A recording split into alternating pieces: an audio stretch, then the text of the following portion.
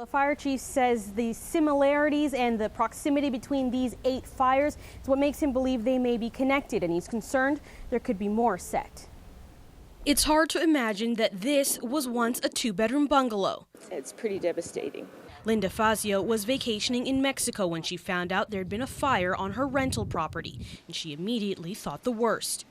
I contacted the tenants, and they told me they had evacuated. I was so worried about it. They have 2 little children. The Six Nations Fire Department is calling this fire an arson. They've released this map showing the locations of some of the suspicious fires over the last 5 months, most set at night to abandoned properties. We initially started with 6 suspicious fires. That number has now increased to 8 based on the fact that the Ontario Fire Marshal Office asked us to review all of our structural firefighters for the last 12 months.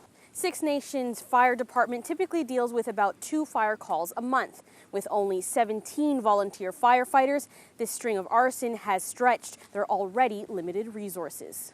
The funding shortfall is gigantic. Our service receives $25 per person from Aboriginal Affairs and Northern Development Canada.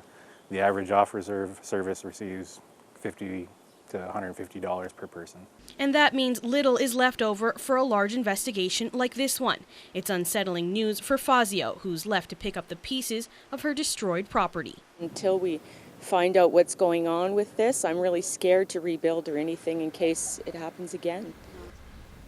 And the Six Nations Fire Service is asking anyone with information about structure fires in the last year to come forward, even if they think that bit of information may be insignificant. They say someone in the public may be holding on to that little piece of the puzzle.